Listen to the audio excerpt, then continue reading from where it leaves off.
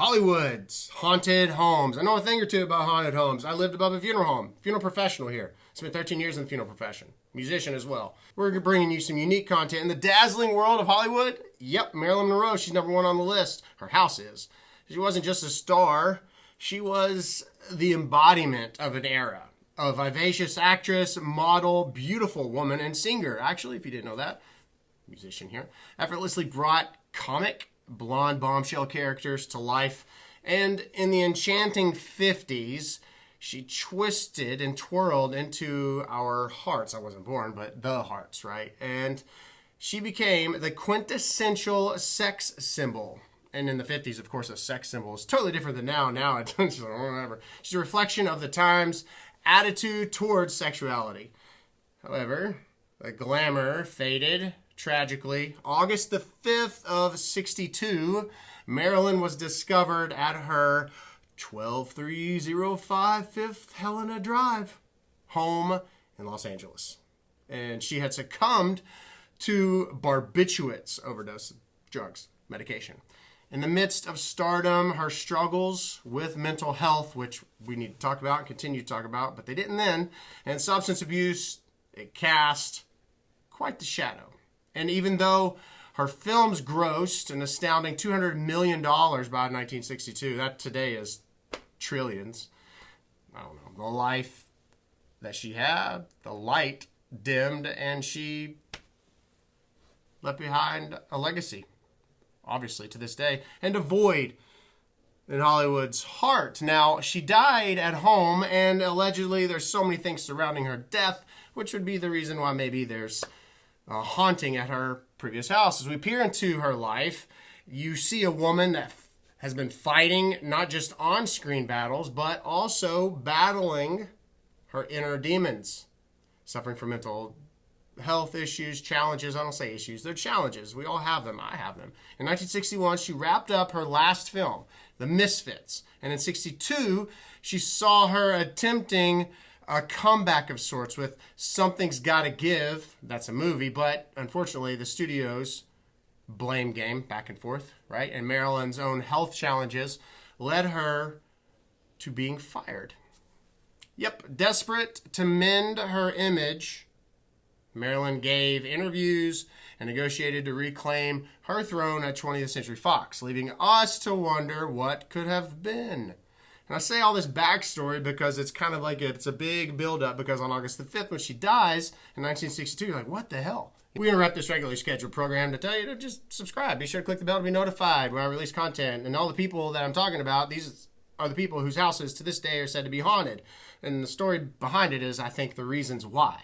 The untimeliness and all of that, we're going to dive right in. But just wanted to let you know that's the back story of it. Why the hell are they talking about all this stuff that these people did and what they are and all their infamous things? Well, that's why. I think things, people, ghosts, spirits, we latch on unfinished business and untimeliness. And okay, shut the hell up, Nathan, let's roll.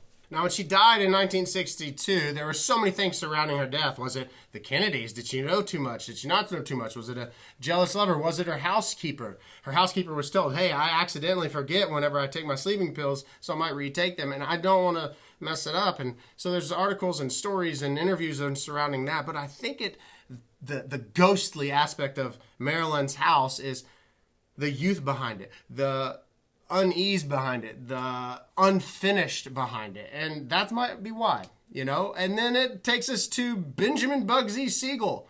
You knew this guy. He's a Jewish American mobster. He had charm. He had a bunch of notoriety. It made him actually a front page celebrity gangster. He was the front page guy. Handsome, charismatic.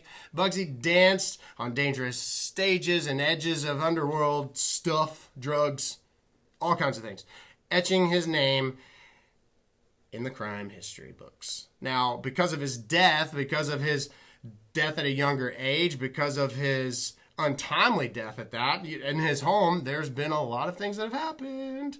And so that, to this day, people still see him. And what about Lucille Ball? The iconic actress, comedian, producer. She took center stage. She was known as the heart and soul of classic sitcoms. That's amazing. Remember the show I Love Lucy? You've seen it, whether you think you have or haven't.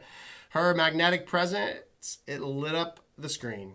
And Lucy not only paved the way for women, but left a mark as a powerhouse entertainer. Now, her death in her home, again, all of these because they're untimely, because of the youth aspect, because of there's no pre-existing. And her early demise, that's why her spirit continues to linger, so they say. And then if you zoom into the superhero realm, George Reeves, the man who donned the iconic cape as Superman in the 1950s. It was a symbol of strength and justice, him on screen. And then his off-screen story was a complex tale of fame and struggles, and his, of course, untimely end as well. What about like Christopher Reeves? I mean, it's just the uniqueness of it. However, his house is haunted because, of course, the untimeliness. You know, that's what they always say. It's like unfinished business, and that is what has all these spirits latching. And then we're going to go to the golden age. What about Paul Bern, the German actor, German-born, who became a director, screenwriter, producer, played crucial roles behind the scenes at the Metro-Goldwyn-Mayer as Irving Thalberg's assistant. He added his touch to the glamour factory. I'm giving all of these backstories. He was a hair guy cutter. Shifting gears yet again. We encounter Sharon Tate. You know Sharon Tate.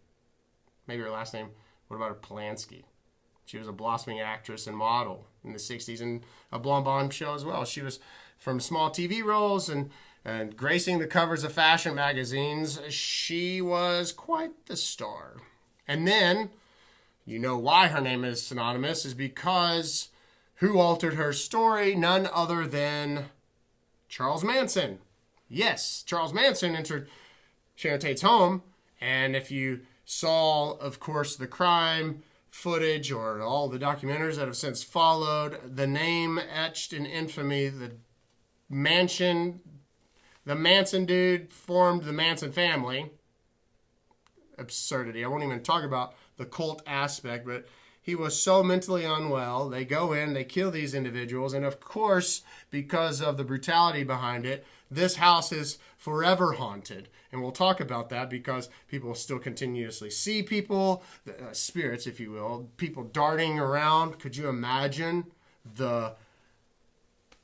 walking in through the eyes of a killer, not the acts of. Let's just talk about the eyes. You walking in and you are startling. You're creating chaos immediately. So you're seeing all of this unfold, and that, of course, might be what these spirits that people are now seeing are continuously doing, in a constant sense of stress.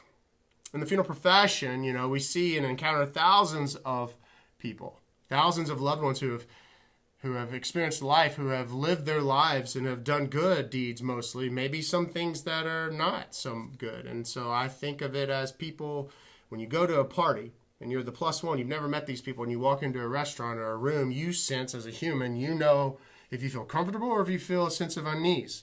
And I feel that we can gauge that in life. Same goes for in death. And I think that all of these people whose houses are said to be super haunted, that can be applied here because of the untimely deaths, because of the mystery behind the deaths, because of the murders like Bugsy. That's what I believe. So all the glitz, all the glamour, it's all a facade, by the way. Like this right now, I'm Nathan. I'm a musician, spent 13 years in the funeral profession. I've got hundreds of thousands of followers on TikTok and social and everything, and it looks great and all, right? Because that's what we all want. We all want the notoriety. But behind those numbers are real hearts and lives and people who have stresses and challenges and things to overcome. And then, if I drop dead right this minute, this house, maybe it'll be haunted. Maybe, maybe not. But it probably will, and you'll make a video about it. Be sure to subscribe right here. Be sure to click the bell to be notified when I release content exclusive to the tube, which is known as YouTube. And we'll see you at the next video, like the spooky videos, or the creepy videos, or the tragic crime videos, or be sure to find my music, because it's streaming right now.